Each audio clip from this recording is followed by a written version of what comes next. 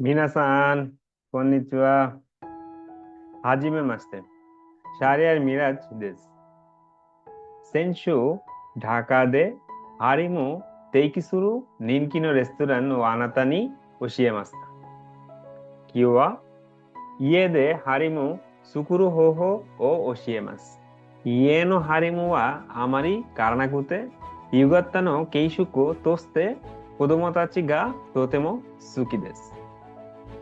学習の時、ハリムの作り方を勉強しました。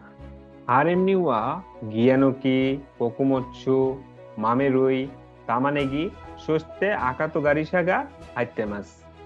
時々、椎茸は入れます。